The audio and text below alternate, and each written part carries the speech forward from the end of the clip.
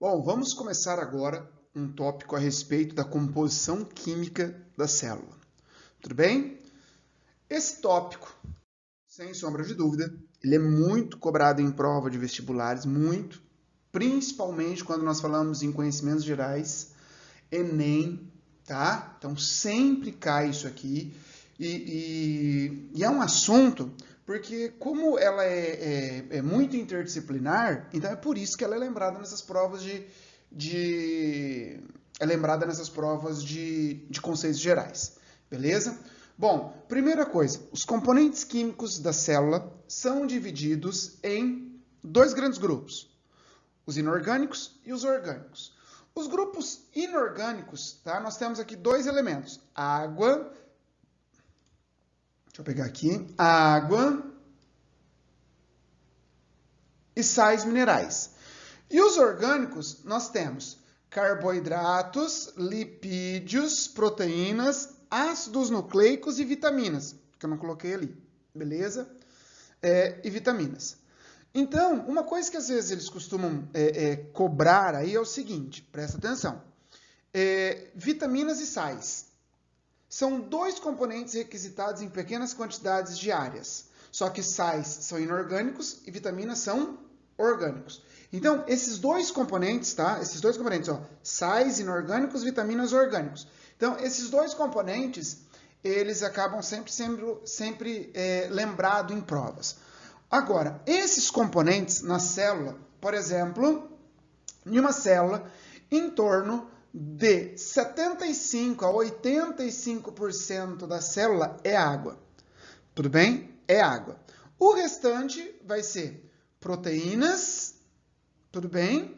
Aí você tem lipídios, glicídios, ácidos nucleicos e outras substâncias, incluindo sais, incluindo vitaminas, incluindo outros componentes. Tudo bem? Então, a maior parte da célula é formada por água. Tudo bem? A maior parte da célula. Tá? Quando nós desidratamos, então, tá? Quando nós desidratamos um determinado organismo, o que sobra é 70% em média de proteínas, 14% mais ou menos de lipídios, aí depois tem glicídios, ácidos nucleicos e outras substâncias mais ou menos na mesma proporção. Tudo bem? Então, quando você desidrata um organismo, a principal parte que acaba ficando são proteínas. Tudo bem? Quando você desidrata ali. Joia?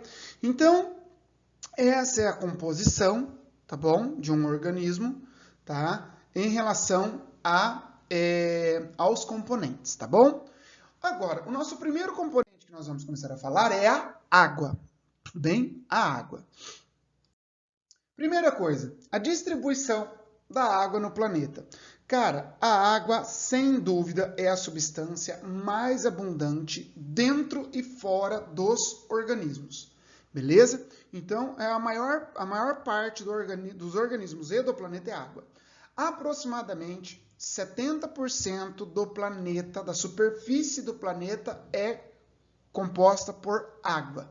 70% da superfície da Terra é água. Dessas, presta atenção, 97% estão nos oceanos, tá?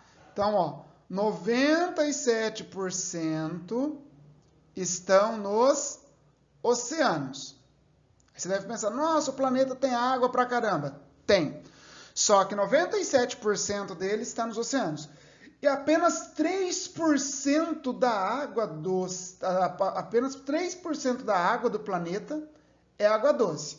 Nossa, professor, é muito pouco. Sim, pequeno gafanhoto, mas calma lá que vai piorar.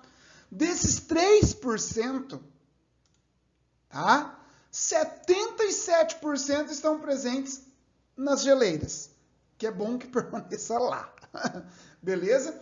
22% são águas subterrâneas. O que sobra é 1% que está presente nos riachos, lagos, na atmosfera, no solo, beleza? Então, meus amores, é muito pouco? É, tá? E além de tudo, se você ver lá na geografia, além de ser... Porque é o seguinte, essa quantidade de água é pequena? É, mas daria para todo mundo. O problema Perdão. É que além de ser pouca água, ainda ela é mal distribuída no planeta. Esse é o problemão. Tudo bem? Mas isso é uma matéria que vocês veem normalmente na geografia. Tá? Então, uma coisa que... Esses valores aqui, ó, esses valores são valores aproximados, tá? Eu arredondei os valores. Às vezes, você vai ver esse valor aqui em prova. Vai estar certo. É que ele colocou... Eu arredondei, tá? Então, ó, 97,5% é água salgada, 2,5% é água doce do planeta, tá? Tanto gelo mais a água líquida.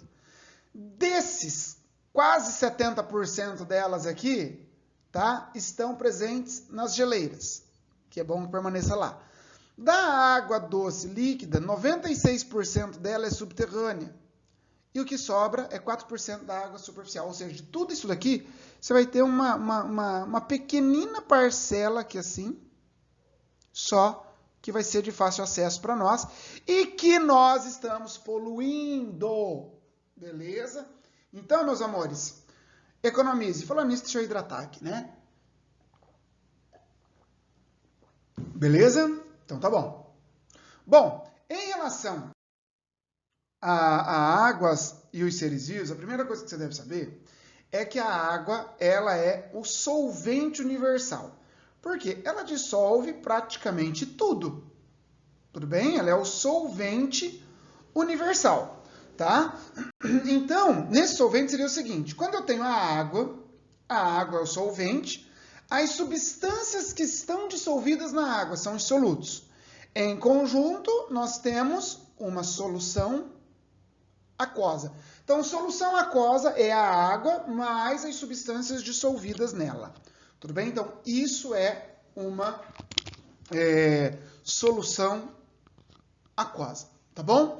Agora, por que a água ela tem essa capacidade de dissolver as substâncias? Beleza? Porque, quimicamente, ela é uma molécula polar. Perfeito? Quimicamente, ela é uma molécula polar. Então, aqui acontece o seguinte. Esse vermelhinho aqui, esse vermelhinho é o oxigênio e esses branquinhos são os hidrogênios. Perfeito? Então, o oxigênio, ele tem mais prótons do que o hidrogênio. Então, como ele tem 8 prótons, ele tem uma capacidade maior de atrair elétrons do que os hidrogênios. Então, no lado dele, nós temos uma força negativa e no lado do hidrogênio nós temos uma força positiva. Então, com isso, nós falamos que a água ela é uma molécula polar. Perfeito? Ela é uma molécula polar. E as moléculas que são solúveis em água são chamadas de substâncias hidrofílicas, ou seja, são solúveis em água, tá bom? Agora, as moléculas que não se dissolvem na água, como, por exemplo, lipídios, né, são substâncias hidrofóbicas, insolúveis em água, e porque elas não apresentam cargas elétricas ali. Tá bom? Agora, as moléculas de água, elas estão unidas entre elas através das ligações de hidrogênio. Olha só, elas estão unidas entre elas através das ligações de hidrogênio. Tudo bem? Agora, a molécula de água, por exemplo, aquelas ligações de hidrogênio, elas ficam mudando. Na água no estado líquido, elas ficam... elas rompem e se refazem. Elas ficam a todo momento trocando. Conforme ocorre a queda da temperatura, essas moléculas elas vão ficando com as ligações mais estáveis. E ao ficarem mais estáveis, elas vão formando essas lacunas aqui, ó. Entendeu? Vão formando essas lacunas. Com isso, o gelo ele fica menos denso que a água, e é por isso que o gelo boia.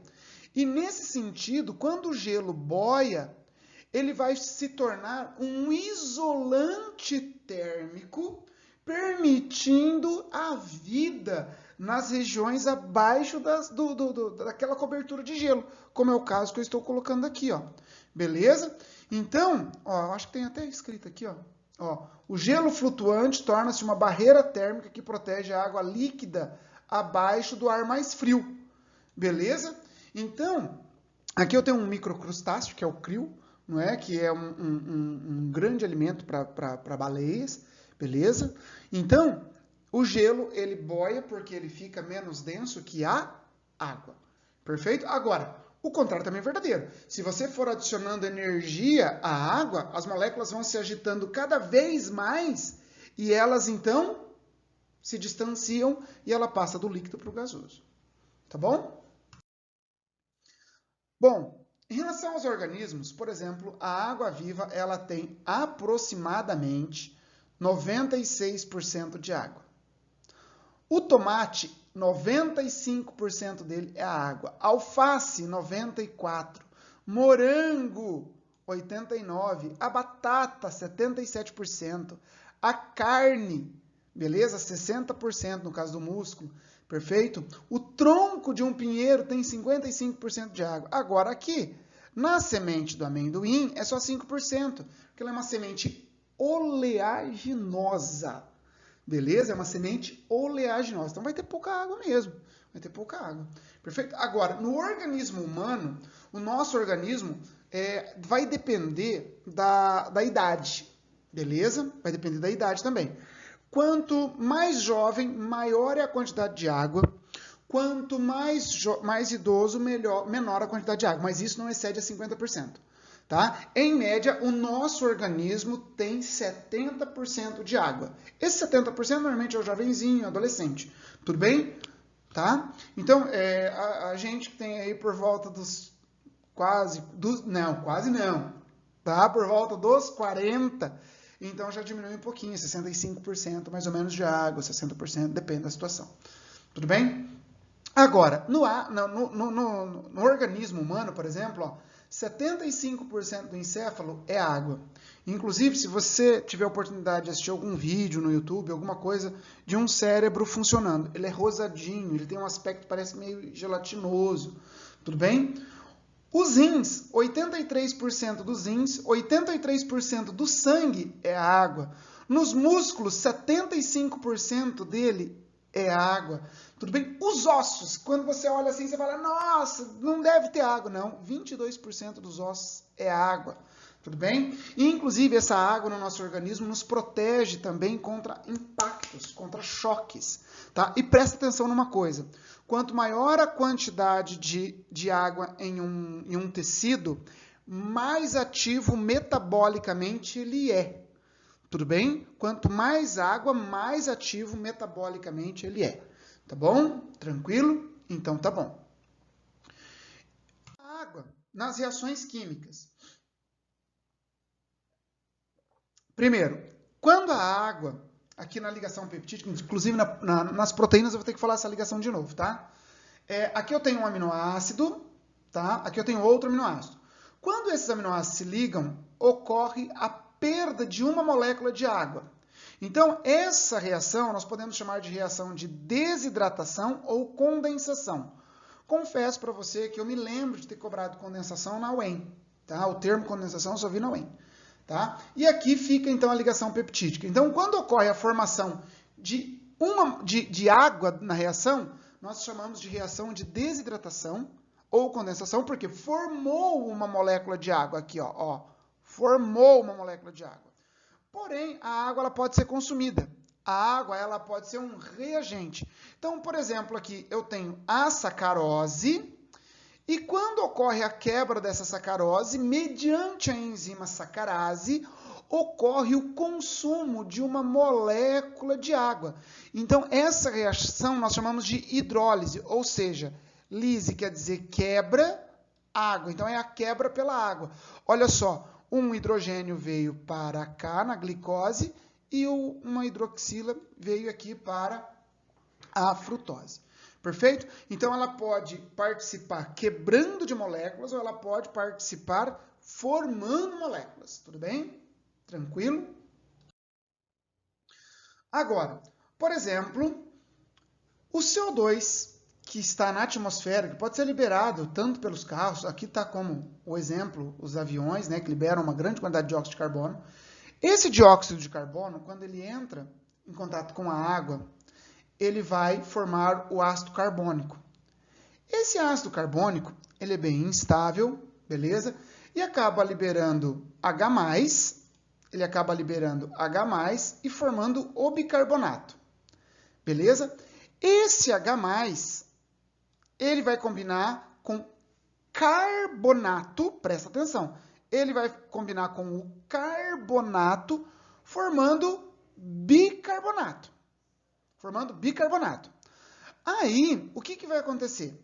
Esse carbonato, como acidificou, ó, presta atenção, como a presença de CO2 na atmosfera acaba acidificando mais o oceano, vai acabar liberando mais H+.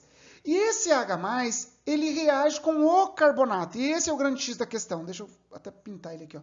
Esse é o grande X da questão. Esse carbonato, ele vai pegar e vai reagir com o H+, que foi liberado do ácido carbônico, perfeito, formando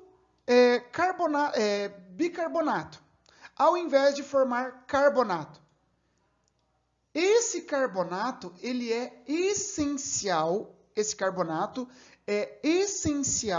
para a formação do exoesqueleto, do exoesqueleto dos corais, para as conchas dos moluscos. Perfeito? Tranquilo então, meus queridos? Então tá. Agora, mais uma propriedade da água. A adesão e a coesão. Perfeito? Adesão e coesão. Essa adesão e coesão, a coesão, por exemplo, é a união de moléculas de água através das ligações de hidrogênio. Ô filho, abaixa aí fazendo favor. Desculpa. Ó, é o seguinte, essa aula está sendo gravada durante o período da quarentena, né? Também estou com os meus filhos em casa e eles também estão assistindo a aula, tá bom? Então tá. Ó, aqui acontece o seguinte. Coesão, tá? A coesão é a união das moléculas através das ligações de hidrogênio.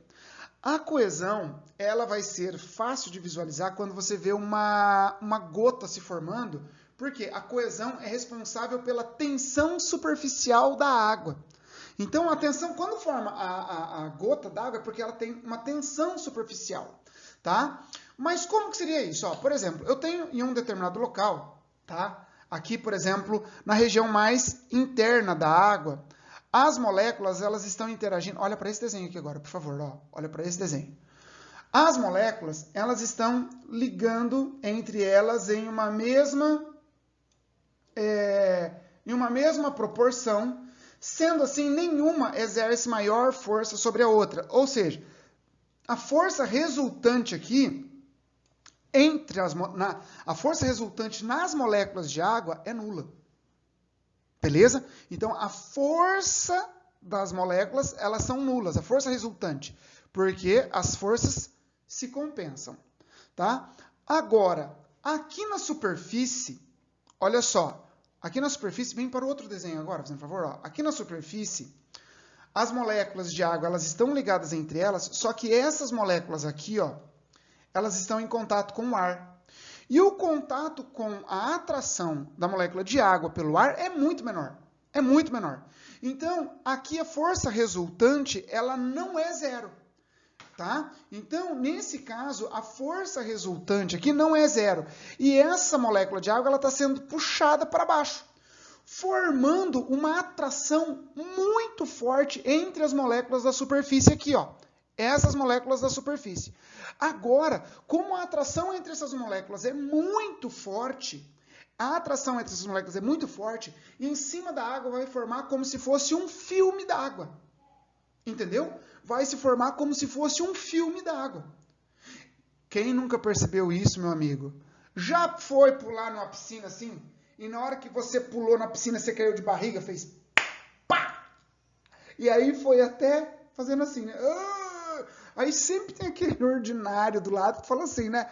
Passa a mão que doeu, você tá, ai, que mal, não é? E aí, o que que acontece?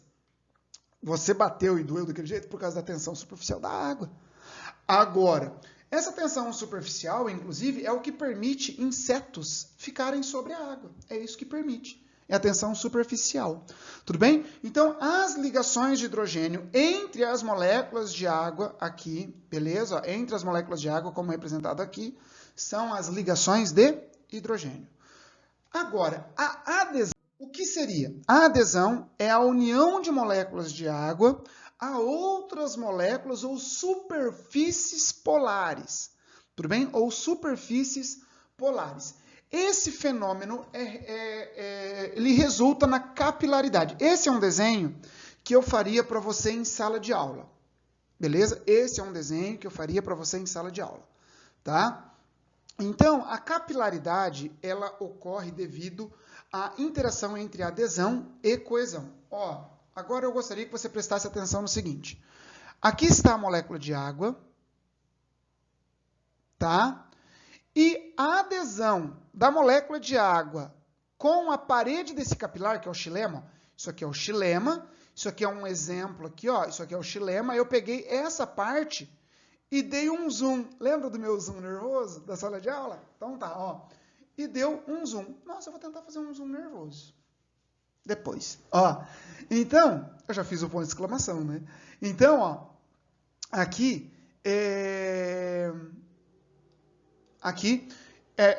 me perdi. Aqui a molécula de água, ela está ligada por adesão à parede do capilar. Tudo bem? Agora, o que que acontece? Essa molécula que está ligada por adesão à molécula de água, ela está ligada por coesão a outra molécula de água. Beleza? Então, ó, aqui é a coesão. Tá bom? Aqui é a coesão. Então, o que que vai acontecer? Essa molécula, ela vai ser como se fosse uma corrente de pessoas, tá? Tentando tirar um grupo de pessoas de dentro de um poço. Então, por exemplo, aqui eu tenho uma molécula de água que está ligada à parede. Aí aqui ligada a outra molécula de água, ela vai pegar essa molécula de água e vai jogar para cima. Então vai ser isso daqui, ó. A molécula de água vai ser jogada para cima, vai se unir por adesão, e depois ela se une por coesão a outra célula e vai jogar para cima, e assim sucessivamente, ó. Joga essa molécula de água para cima, agora essa joga outra molécula de água para cima, e assim você tem a ascensão de uma coluna d'água. É óbvio que essa coluna d'água, sozinha, ela consegue chegar até mais ou menos aí 30 centímetros de altura. Beleza? Então, não é o suficiente para levar a água dentro da planta, por exemplo, tá? Até mais de 30 metros de altura. Então, ela não consegue fazer isso. Tá? Então, esse é o desenho que eu faria para você em sala de aula. E esse é o desenho que pode, ó, esse é o desenho que eu faria para você em sala de aula. E esse é o desenho que pode aparecer para você na prova. Tudo bem? É aquilo que eu expliquei para vocês. Coesão e adesão, tá bom? Aqui então, ó, as moléculas, elas vão, a transpiração é o grande motor, mas isso vocês vão ver lá na fisiologia vegetal, tá? Então não vou entrar nesses detalhes não, só quero que você saiba que a capilaridade é a capacidade que a água tem de subir em pequenos tubos. Perfeito? Em pequenos tubos, tá bom? A água como reguladora da temperatura. A água como reguladora da temperatura. Primeira coisa, nós temos que saber que a água ela tem um calor específico elevadíssimo. O que é o calor específico? É a quantidade de energia, de calor necessário para elevar 1 grau em 1 grama de substância. Perfeito? Então, a água ela tem um elevado calor específico. Por quê? Porque ela tem as forças de coesão, que são ligações fortes. Tudo bem? Então, a água ela demora para esquentar, assim como também demora para esfriar. Tudo bem? Demora para esquentar, assim como demora para esfriar. Já reparou? Às vezes você está numa piscina, a água está quentinha.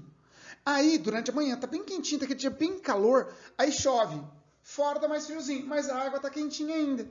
Por quê? A água demora para esquentar, mas demora para esfriar. E é aí que entra a ideia que meios aquosos, eles sofrem menos variações de temperatura. O nosso corpo tem 70% de água em média.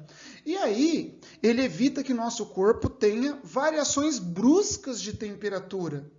Entendeu? Ele evita que tenhamos variações bruscas de temperatura, né? O nosso corpo, ele trabalha numa temperatura, numa faixa de 35 a 37. Entendeu? Então, essa é a grande importância da água para nós. Tá bom? Aí nós temos o calor de vaporização. É a quantidade de calor necessária, não é, para que a água absorva essa temperatura, para que ela para que ela vá para para que ela passe do estado líquido para o estado gasoso. Perfeito? Então, na evaporação, a água ela absorve grandes quantidades de energia e resfria a superfície. Por exemplo, eu coloquei essa moça, ela é uma modelo, não é? Tá vendo aqui a molécula de água? Perfeito. A molécula de água aqui, ela está roubando o calor da moça e ela vai evaporar essa água. Pode ver que ela está arrepiada aqui, ó. Frio. Beleza? Porque a água roubou a temperatura do nosso corpo e aí por isso que ela está arrepiada, está com frio. Perfeito? Então, é por isso que o suor, ele resfria a temperatura corporal. Por exemplo, quando uma criança está com febre, já ouviu dizer que tem que dar banho na criança? É esse o intuito. É esse o intuito. Ou você pega um paninho úmido e põe na criança, porque a água ela vai roubar a temperatura do corpo, resfriando. Então, você está com febre, não é? Às vezes, você acordou no meio da noite, a febre estava elevada e você deu o remédio, mas o remédio demora aí em torno de, se for à noite, né? Ele demora em torno de 40 minutos, 1 hora para começar a baixar a febre e você está preocupado? Pega a água, né, um paninho úmido, e coloca na testa da criança, passa no corpo. Por favor, não pode ser água fria, fria. Uma água meio morninha. Assim, então você pega aquela água que você colocou ali, vai roubar a temperatura do corpo da criança e ela vai resfriar. Beleza? Aí a temperatura do corpo esfria. Esse é o princípio do suor. Por quê? Quando você está correndo, parte da energia da glicose, se você assistir a aula de respiração celular, parte da energia da glicose ela é perdida na forma de calor. É perdida na forma de calor, tá? E aí, quando você começa a correr, você está queimando bastante, você está gastando bastante glicose, não é? Para gerar ATP, para ter força para os músculos trabalharem. Perfeito?